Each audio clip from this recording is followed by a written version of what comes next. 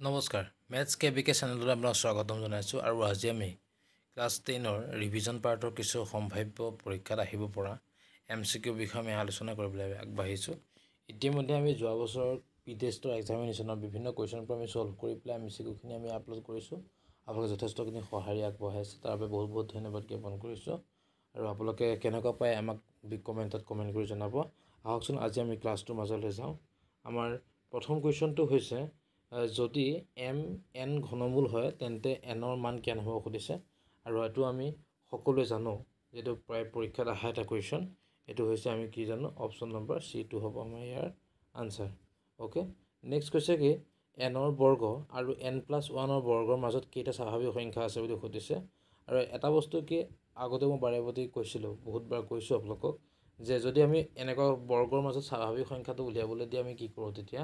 আমি সৰু সংখ্যাটোক আমি দুগুণ কৰোঁ, মানে 2 দি মাল্টিপ্লাই কৰোঁ। এতিয়া চাওক, যিহেতুকে ইয়াৰ সৰু সংখ্যা বুলি ক'লে n আছে, ইটো আছে n+1, তেতিয়া সৰু সংখ্যাটো কি হৈ গ'ল n, তাক মই কি কৰিম এতিয়া মই দুগুণ কৰিম, মানে 2n হ'ব। ইয়াৰ আনচাৰটো কিমান হ'বগৈ 2n, মানে অপশ্যন নম্বৰ কি হ'বগৈ, অপশ্যন নম্বৰ হ'ব বি।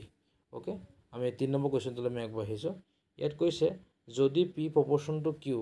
আৰু p = 6 তেন্তে q মানটো হ'ব 30, তেতিয়া p = 2 হ'লে q মানটো কেনে হ'ব সুধিছে। আৰু ইয়াৰ কথাটো কেনেকুৱা হয়, p যদি প্ৰপৰ্শ্যন টু q হয় মানে p বাঢ়িলে q বাঢ়িব বা p কমিলে q কমিব। আৰু এতিয়া কথাটো কি p = 6 দেখাই আছে আৰু q = 30 দেখাই আছে। p মানটো 6 হওঁতে q মানটো কিমান হৈছেগৈ 30 হৈছে। তে p মানটো যদি 1 হ'ব, p মানটো যদি 1 হয়, ই যদি p ভেলুটো যদি 1 হয়গৈ, তে q ভেলুটো কিমান হ'ব 6 ডিভাইড হ'ব, মানে 5 হ'ব আনচাৰটো। ঠিক আছে, এতিয়া আমাক কৈছে p ভেলুটো হৈছে 2, মানে 2 দি পূৰণ হৈছে 2 হৈ গ'ল। তেনেহ'লে 5ৰ সৈতে 2 পূৰণ কৰিলে কিমান হ'বগৈ আমাৰ আনচাৰটো হ'ব 10, মানে অপশ্যন নম্বৰ কি হ'বগৈ, অপশ্যন নম্বৰ C2 হৈ গ'ল ইয়াৰ আনচাৰ। অ'কে, আমি পিছৰ কুৱেশ্যনলৈ আগবাঢ়িছোঁ। কৈছে কি 2028 সংখ্যাটো আটাইতকৈ কোনটো সৰু সংখ্যাৰে পূৰণ কৰিলে সংখ্যাটো এটা পূৰ্ণবৰ্গৰ সংখ্যা পোৱা যাব বুলি কৈছে। আৰু আমি যদি ইয়াতে 2028 এই বিন্দুটো আমি যদি ভেক্টৰ বনাবলৈ যাওঁ 1024 হ'ব, ত 2 কৰিলে কিমান হ'বগৈ 5 হ'ব, আৰু এইফালে হ'ব কিমান 1, এইফালে হ'ব 2, আকৌ 2 দি কৰিবলৈ গ'লে কিমান হ'বগৈ 2 5 6, আকৌ 5 দি কৰিবলৈ গ'লে কিমান হ'বগৈ 128 হ'ব, আকৌ 2 দি কৰিব গ'লে কিমান হ'বগৈ 64 হ'ব, আকৌ 2 দি কৰিবলৈ গ'লে কিমান হ'বগৈ 32 হ'ব। আকৌ যদি মই 32টো কৰিবলৈ যাওঁ, তে 2 কৰিলে হ'ব 16, আকৌ 2 কৰিলে হ'ব কিমান 8 হ'ব, আকৌ 2 কৰিলে কিমান হ'ব 4 হ'ব, আকৌ 4 দি কৰিলে হ'ব কিমান 2 হ'ব। অ'কে, আমাক কৈছে কি সৰু সংখ্যা পূৰণ কৰিলে এটা পূৰ্ণবৰ্গ সংখ্যা পোৱা যাব বুলি কৈছে। এতিয়া আমি কাউণ্ট কৰোঁ, ইয়াত 2 কিমানটা আছে, 1 2 3 4 5, 1 2 3 4 5 6 7 8 9 10 11টা আছে। 11টা আছে, যিহেতুকে অযুগ্ম সংখ্যা, চ' আমি আৰু এটা সংখ্যা যদি আমি 2টা দিব পাৰোঁ, তেনেহ'লে আমাৰ কি হৈ যাব, এটা পূৰ্ণবৰ্গ সংখ্যা পোৱা যাব। মানে কি হ'বগৈ 2ৰে পূৰণ কৰিলে কি হ'বগৈ আমাৰ আনচাৰটো হ'ব 2028টো এটা পূৰ্ণবৰ্গ সংখ্যা পোৱা যাব। অ'কে, আমি 5 নম্বৰ কুৱেশ্যনটোলৈ আমি আগবাঢ়িছোঁ। 18² আৰু 19² মাজত কেইটা স্বাভাৱিক সংখ্যা আছে বুলি সুধিছে। আৰু আমি এইটো বস্তু জানোৱেই যে অলপ আগতো মই কথাটো কৈছোঁ, যদি এনেকৈ স্বাভাৱিক সংখ্যাৰ কথা আমি সোধে, আমি কি কৰিম, সৰু সংখ্যাটোক দুগুণ কৰি দিম। সৰু সংখ্যাত দুগুণ কৰি দিলে আমাৰ আনচাৰটো আমি পাই যাম। এতিয়া যিহেতুকে সৰু সংখ্যাটো কিমান আছে 18 আছে, তাক আমি 2 দি পূৰণ কৰিলে কিমান হ'বগৈ আনচাৰটো 36 হ'ব ইয়াৰ আনচাৰ। অ'কে, আমি নেক্সট কুৱেশ্যনলৈ আমি আগবাঢ়িছোঁ। কৈছে কি 0.000064ৰ প্ৰামাণিক ৰূপটো সুধিছে। আৰু প্ৰামাণিক ৰূপ বুলি ক'লে কি বুজোঁ আমি, প্ৰামাণিক ৰূপটো হৈছে সদায় এটা সংখ্যাৰ পিছত এটা পইণ্টটো বহিব লাগে, মানে পইণ্টটো আমি এটা ঘৰৰ পিছত হ'ব লাগে। ঠিক আছে, এতিয়া চাওক কেনেকৈ হ'ব, যদি আমি চাওঁ যে পইণ্টটো কেইটা ঘৰৰ আগত আছে, মানে 4ৰ পৰা ধৰিলে 1 2 3 4 5 6টা ঘৰৰ আগত আছে, কিন্তু আমি কি হয় এটা ঘৰৰ পিছতহে যিহেতুকে আনিম, চ' আমি কেইঘৰৰ পিছত আনিব লাগিব, 0 হ'ল 4টা আৰু 6 মানে 5টা, কিমান হ'বগৈ 5টা হ'ব, হয়নে, মানে কি হ'বগৈ 6.4 ইনটু কি হ'ব 10⁵ হ'ব, যিহেতুকে পইণ্টটো আমি পিছলৈ আনিছোঁ, চ' মাইনাছ হ'ব, কি হ'বগৈ 6.4 ইনটু 10⁻⁻⁵, মানে অপশ্যন নম্বৰ D2 হ'ব আমাৰ ইয়াৰ শুদ্ধ আনচাৰ। অ'কে, আমি নেক্সট কুৱেশ্যনলৈ আমি আগবাঢ়িছোঁ। নেক্সট কুৱেশ্যন কৈছে চাওক, তলৰ কোনটো সংখ্যা অযুগ্ম সংখ্যাৰ বৰ্গ বুলি কৈছে। আচ্ছা, অযুগ্ম সংখ্যাৰ বৰ্গ বুলি ক'লে এতিয়া চাব 256 যিহেতুকে প্ৰথম সংখ্যাটো আছে, 256 টো হৈছে আপোনাৰ কিমানৰ বৰ্গ এটো হৈছে আপোনাৰ 16 বৰ্গ 16 বৰ্গ কাৰণ 225 হৈ গ'ল 15 আৰু এটো কি হৈ গ'ল 256 হৈছে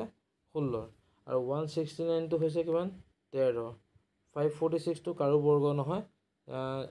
এটো হেৰিৰ বৰ্গ হয় সৰি 24 বৰ্গ হ'ব আৰু এফালে কি হ'বগৈ এটো হৈ গ'ল কিমানৰ এটো হ'ল কাৰো বৰ্গ নহয় ওকে এতিয়া সা কথাটো যেহেতু আমাৰ অযুগ্ম সংখ্যা বুলি কৈছে সো অপচন নাম্বাৰ বি টো হ'ব আমাৰ শুদ্ধ আনসাৰ যেটোকে ই 13 বৰ্গ ওকে নেক্সট 8 নম্বৰ কোৱেশ্চন আমি আগবাঢ়িছো এছে চাওক 23 ঘনৰ এককৰ স্থানত অংকটো কেন হ'ব খুলিছে আৰু এটা বস্তু মনত ৰাখিব খলে যদি 3 থাকে তা ঘন কৰিলে কেন হ'ব 3 কিউব কৰিলে কেন হ'ব 3 কিউব কৰিলে কেন হয় 3 কিউব কৰিলে হয় কিমান জানানে 27 মানে কি হ'ব এককত 7 হ'ব তেনেকৈ আমি 2 কিউব কৰিলে কেন হ'ব 4 কিউব কৰিলে কেন হ'ব এই চাৰ্টখন মনত ৰাখিলে আপোনালোকৰ যথেষ্টখিনি সুবিধা হ'ব আৰু ইয়াত যেটোকে আমাৰ 3 কিউবৰ কথাটো আহিছে তা আমাৰ আনসাৰটো কেন হ'বগৈ অপচন নাম্বাৰ বি টো শুদ্ধ হ'ব ওকে আমি তাৰ পিছৰ কোৱেশ্চনলৈ আগবাঢ়ো আৰু এটা বস্তু চাব এবাৰ এমসিকিউ বিলাক এই এনেকৈ উক্তি বা বিবেচনা কৰা বা ক অংকৰ লগত খ অংক মিলা তেনেকুৱা ৰিলেটেড বস্তু কিছুমান কিন্তু যথেষ্ট আমি দেখা পাওঁ গতিকে আপোনালোকে এইখিনি প্ৰতি অলপ কেয়াৰফুলি ট্ৰাই কৰিব আৰু ইজি হয় বুজিব ট্ৰাই কৰিলে একদম সহজ পাব আপোনালোকে ওকে আমি কোৱেশ্চনলৈ আমি আগবাঢ়োচোন বাৰু কি কৈছে চাওক তলৰ উক্তি এ আৰু বি বিবেচনা কৰিব দিছে সকলো বৰ্গ সংখ্যাৰ একক স্থানত 0 1 4 5 6 9 ৰে শেষ হয় এই আমি চাবলৈ যাওঁ এটা চাওক যদি মই 1 ক স্কয়াৰ কৰিব লগা হয় কি হয় 1 হ'ব 2 ক স্কয়াৰ কৰিলে কি হ'ব 4 হ'ব 3 ক স্কয়াৰ কৰিলে কি হ'ব 9 হ'ব 4 ক কৰিলে কি হ'বগৈ 16 হ'ব 5 ক কৰিলে কি হ'বগৈ 25 তেনে আমি 6 ক কৰিলে কি হ'ব 36 7 ক কৰিলে কি হ'ব 49 তা 8 ক কৰিলে কি হ'ব 64 তা 9 ক কৰিলে কি হ'ব 81 আৰু 10 ক কৰিলে কি হ'ব 10 ক কৰিলে কি হ'বগৈ 100 মানে 0 এটা চাওকচোন 0 আছে 1 আছে হয়নে 0 আছে 1 আছে 4 আছে 5 আছে 6 আছে 9 আছে কিন্তু বাকি কিটা সংখ্যা নাই আৰু যেটোকে ইয়াত উক্তিটো কথাটো কৈছে এই নম্বৰ অপচনটোত তে অপচন নম্বৰ মানে এ টো আমাৰ কি হৈছে গৈ শুদ্ধ হয় ওকে আমি অপচন আমি বি টো লৈছাম এতিয়া বৰ্গৰ সংখ্যাৰ শেষত যুগ্ম সংখ্যা শূন্য হৈ থাকিব পাৰে সঁচা কথা কাৰণ এতিয়া সব কথাটো আমি কি জানো 100 দুটা শূন্য আছে সো 10 যদি 1000 হৈ যায় গৈ তাৰ কোনো ধৰণৰ আনসাৰ নাই কিন্তু তাৰ 10000 বুলি কোৱা লগে কিন্তু তাক 100 বুলি আনসাৰটো আহি যাব যুগ্ম সংখ্যা শূন্য থাকিলেহে ইয়া আমি আনসাৰটো পাম এটো শুদ্ধ মানে অপচন নাম্বাৰ বি টো কি হৈ গ'ল শুদ্ধ হ'ল এতিয়া যদি আমি চাবলৈ যাওঁ 9 নম্বৰ অপচন আমি কি হ'ব চাওক এ আৰু বি আমি দুইটা শুদ্ধ পাইছো আমি অপচনত চাম এ কি আছে কেৱল এ টো সত্য বি কি বি টো অসত্য কেৱল এ টো সত্য বি টো অসত্য এ আৰু বি উভয় সত্য এ আৰু বি উভয় অসত্য তেনে আমাৰ 9 নম্বৰ অপচন নম্বৰ কি হ'বগৈ অপচন নম্বৰ সি হ'ব এ আৰু বি দুইটা সত্য ওকে নেক্সট কথাটো কেনেকৈ চাওক 3 নম্বৰ কোৱেশ্চনটো এ দিয়া আছে যদি -1 to the power n equal to 1 তেন্তে n ৰ মানটো অযুগ্ম এসা কথাটো যদি অযুগ্ম সংখ্যা হয় আমি এটা বস্তু জানো অযুগ্ম সংখ্যা হলে সদায় কি হ'বগৈ এই মানটো সদায় এই মাইনাসৰ মানটো সদায় কি হৈ যাব অযুগ্ম হলে নিগেটিভ হ'ব মানে মাইনাস হ'ব -1 3 কি হ'ব তেতিয়া -1 হ'ব বলে সাপোজ বলে 5 -1 হ'ব বলে 7 -1 মানে অযুগ্ম থাকিলে কি হ'বগৈ মাইনাসত হ'ব যদি প্লাসত থাকে সাপোজ এতিয়া আপোনাৰ কি হৈ গ'লগৈ -1 টু দি পাৱাৰ সাপোজ 4 আছে যুগ্ম সংখ্যা হলে কি হয় জানেনে সদায় পজিটিভত হয় ঠিক আছে অযুগ্ম হলে নিগেটিভত হ'ব যুগ্ম হলে সদায় পজিটিভত হ'ব এটা যদি মই চাবলৈ যাওঁ তে অপচন নাম্বাৰ এ টো কি আছে -1 to the power n equal to 1 n টা যুগ্ম সংখ্যা এটো ভুল বি টো কি আছে -1 to the power n equal to -1 এটা n টা যুগ্ম সংখ্যা এটো ভুল মানে দুইটা বস্তু ভুল হ'ল আছে দুইটা বস্তু ভুল যেহেতু ওলাইছে আমি কি পামগৈ এতিয়া অপচন নাম্বাৰ ডি টো শুদ্ধ হ'ব যে কৈছে কি এ আৰু বি উভয় অসত্য ঠিক আছে ওকে আমি নেক্সট কোৱেশ্চনলৈ আমি আগবাঢ়িছো এৰ কৈছে কোনো এটা অখণ্ড সংখ্যাৰ উৎপাদকৰ ক্ষেত্ৰত প্ৰতিটো উৎপাদকে সংখ্যাটোৰ সঠিক ভাজক আৰু প্ৰত্যেকটো উৎপাদকে প্ৰদত্ত সংখ্যাটোৰ সৰু বা সমান বুলি আমাক কৈছে আৰু প্ৰদত্ত সংখ্যাটোৰ উৎপাদক সংখ্যাটোৰ নিৰ্দিষ্ট ওকে এটা সা কথাটো কেনেকৈ হ'ব প্ৰতিটো উৎপাদকে সংখ্যাটোৰ সঠিক ভাজক সঁচা কথা উৎপাদক বুলি ক'লে এটা চাওক 12 উৎপাদক বুলি ক'লে কেন আহিব 12 যদি আমি উৎপাদক যদি উলিয়াবলৈ যাওঁ কেন হ'বগৈ 3 আৰু 4 মানে কেন 2 পূৰণ 2 তে এই প্ৰত্যেকটো উৎপাদক ইয়াৰ ভাজক হয় নে নহয় হন যায় হয় সো অপচন নাম্বাৰ এ টো কি হ'ব শুদ্ধ হ'ব ওকে নেক্সট কি হ'ব আহিলে প্ৰত্যেকটো উৎপাদকে প্ৰদত্ত সংখ্যাটোৰ সৰু বা সমান সঁচা কথা কাৰণ উৎপাদকবিলাক সদায় কি হ'বগৈ সৰু বা সমানে হয় এতিয়া চাওক মই যিটো এক্সাম্পল লৈছোঁ 2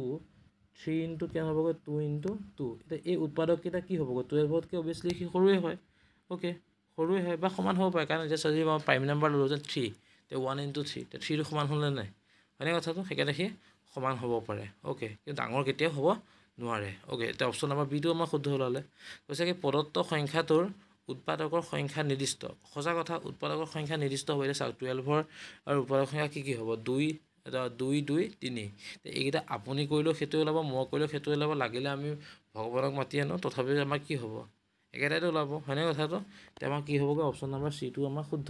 আমি এবাৰ কি বুজি পালোঁ যে এ বি চি তিনিওটা আনচাৰে শুদ্ধ এতিয়া কি হ'বগৈ অপশ্যন নম্বৰ চিটো হ'ব যিটো বস্তু প্ৰত্যেকে শুদ্ধ বুলি আমাৰ ইয়াত উল্লেখ কৰি থৈছে অ'কে নেক্সট কথাটো কেনেকুৱা কিছুমান অতি বৃহৎ সংখ্যা অতি ক্ষুদ্ৰ সাংখ্যিক প্ৰামাণিক ৰূপত k ইনটু 10⁻m ধৰণে প্ৰকাশ কৰিব পাৰি য'ত ইয়াত দিয়া হৈ আছে এতিয়া চাব প্ৰামাণিক ৰূপটো বুলি কওঁতে মই অলপ আগত কৈছোঁ যে প্ৰামাণিক ৰূপটো বুলি কোৱাৰ লগে লগে আমি সদায় পইণ্টটো কি কৰোঁ এটা সংখ্যা পিছত লিখোঁ এটা সংখ্যা যিহেতু পিছত লিখোঁ তে আমি কি হ'ব আমি তাক 10 ইউজ কৰিব নোৱাৰোঁ কাৰণ 10 বুলি ক'লে ডবল হৈ যাব হয়নে কথাটো আমি 9 লৈকে কৰিব পাৰোঁ হয়নে তে 9 লৈকে কৰিব পাৰোঁ মানে কি হ'বগৈ কথাটো যে আমি যদি এটা যদি ভাবিলোঁ k বুলি যদি লওঁ ই সদায় কি হ'বগৈ 10তকৈ সৰু হ'ব হয়নে আৰু আপটো কি হ'ব পাৰে 0 হ'ব পাৰে কেতিয়াবা হয়নে কথাটো বা 0টো মানে কেনেকুৱা হয় 0টো হ'ব পাৰে বুলি এটা কথাৰ কাৰণে কৈছোঁ যে 0.something কিবা কিবি লিখিব পাৰোঁ বাট প্ৰামাণিক ৰূপটো নহ'ল কাৰণ আমি এটা কথা কৈছোঁ যে এটা সংখ্যাৰ পিছতহে সদায় পইণ্টটো হ'ব তেতিয়া সেইটো কি বুলি ক'ব প্ৰামাণিক ৰূপ বুলি ক'ব মানে কি হ'বগৈ এতিয়া 0তকৈ কি হ'ব 1 হ'ব লাগিব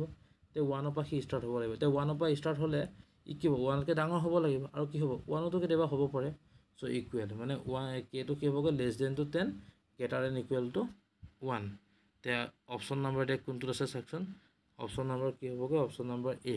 অপশ্যন নম্বৰ এটো হ'ব এই আনচাৰটো শুদ্ধ আনচাৰ এই 12টা কুৱেশ্যনে আছিলে আমাৰ প্ৰথম পুনৰ আলোচনাৰ প্ৰাপ্তিৰ পৰা আহিব পৰা সম্ভাৱ্য MCQ আপোনালোকে কেনেকুৱা পালে আমাক কমেণ্টত কমেণ্ট কৰি জনাব আৰু আমি প্ৰতিটো চেপ্টাৰৰে